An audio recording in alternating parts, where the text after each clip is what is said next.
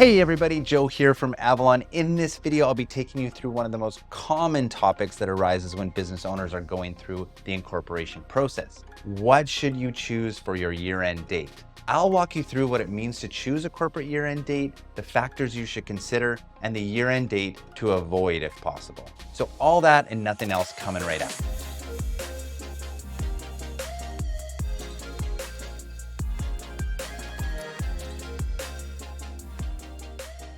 In Canada, you are able to actually choose your fiscal year-end date for your corporation.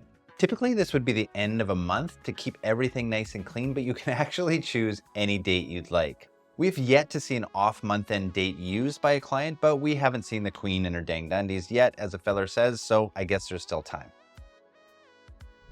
Typically, your year-end date gets set when you file your first corporate tax return. On the return, you will be declaring what your year-end date is by entering the end date of your first fiscal period. This will then become your year-end date moving forward. As you'll see when we register for GST and HST, we can choose a separate reporting frequency and reporting end date just for that. Now, the best practice is to keep your corporate year-end date and sales tax reporting dates aligned, so we'll keep that in mind when we go to register for GST and HST. There are a few factors that can help us make the most appropriate decision for our corporate year-end date. The first of which is your actual date of incorporation. Many new corporate owners will want to push their first year-end date as far into the future as possible. The main reason you might want to do this is because year-end accounting and tax returns come at a cost. If you can push that cost further into the future, you can hang on to your cash for longer. Always a good thing. Your first fiscal period can be as long as 53 weeks or 372 days. So let's say that you incorporated on June 25th, 2023. You could make your first year-end date June 30th, 2024, giving you the longest first fiscal period possible. The result is that you have successfully deferred your first year tax amount owing. For Canadian-controlled private corporations or CCPCs, taxes for this period are due 3 months after your year-end date, giving you over 15 months from your incorporation to your corporate tax due date. Not too shabby. Your due date for filing would be even later than that, September 30th, 2024, giving you more than 18 months from the time you incorporated to the time you have to file your taxes and pay your accountant's bill. All other things being equal, we often recommend that people push the year-end date as far as possible to delay this expense. New businesses, of course, have lots of expenses in their first year of operation, so delaying some of those expenses can be helpful.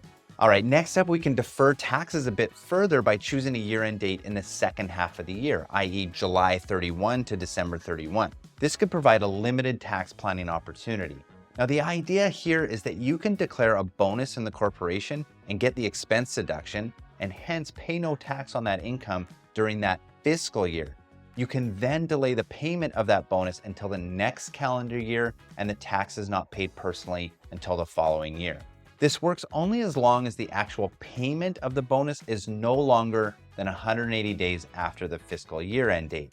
This is a limited tax planning opportunity because it is simply a deferral of the tax. You will still have to pay it, but the longer you can keep your money in your hands, obviously the better. It's a small benefit that shouldn't override any of the other factors. I file this one under the almost not worth mentioning, but there's still a small benefit to having a year-end date somewhere between July 31 and December 31.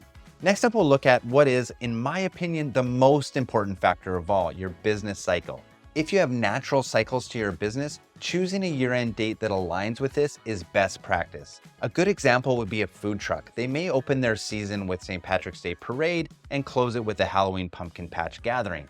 A smart choice for a year-end in this case might be for that period to end October 31st. The fiscal year of November 1st through October 31st matches with their business cycle so that financial results can show a full picture. Plus, the business is much less busy after the end of October, so there's more time to get the books organized and review the financials. Hey guys, quick 45-second pause from our content to share some exciting news. We'll soon be dropping a 7-day business starter course for Canadian entrepreneurs who are struggling to get their business off the ground. We've met so many entrepreneurs with amazing ideas who got stuck in the planning phase or bogged down with questions about legal stuff, taxes, and the CRA.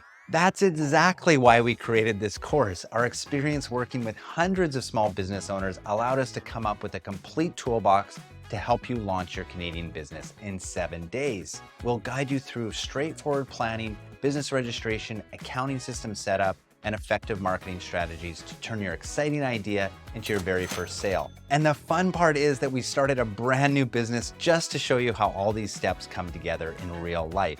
Interested? Click on the link below to learn more and grab a special pre-launch discount available for our YouTube viewers. All right, thanks for hanging in there, and now back to the good stuff. A very common question you might have is, what about December 31st? And you may get the sense that accountants want to push you off the calendar year. You may also get the sense that this is purely for selfish reasons, meaning that the year-end work falls in their busiest time of the year.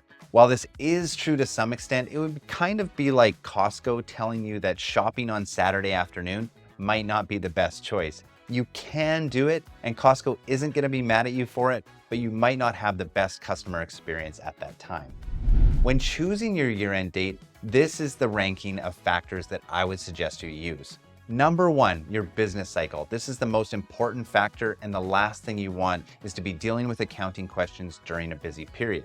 However, this may not be important for some businesses, as you may not even yet know when your business cycle will be, so please don't stress about this too much. Number 2, your incorporation date. Choosing a fiscal year-end date that maximizes the length of your first fiscal period can be a good option.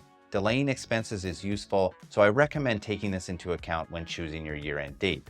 This most commonly looks like a first fiscal period between 11 and 12 months. For example, if you incorporate on October 15th, 2023, your first year-end would be the period ending September 30th, 2024. And lastly, tax planning. Having your year-end date in the last half of the year is nice when it works out, but I wouldn't adjust your year-end date just for tax deferral purposes. It's more of a nice to have. Although not advisable in most circumstances, it is possible to change your year-end date. Believe it or not, the CRA requires you to write an actual letter to your tax services office asking for approval for the change. They want you to include details explaining the reasons for the change and the effective date of the change. Their website actually says, if you do not include these details, we may delay in processing your request. I don't know if it's just my interpretation, but to me that sounds like the CRA is just being a little bit petty. Either way, you'll want a good reason to change your year-end date because there are added costs from filing an additional tax return for the newly created stub period. If you're incorporating and aren't sure about what year-end date to choose, drop a question in the community. While we can't make the decision for you, we can certainly consider factors and tell you what we would do in the same situation. All right, that does it for choosing your corporate year-end. I hope this video has helped clear up any questions you have around choosing a corporate year-end date for your corporation. If it's been helpful, please consider subscribing. We put a lot of effort into creating these videos to help small business owners here in Canada, and more subscribers means more people we can help. Thank you for watching, and we'll see you in the next video. Cheers.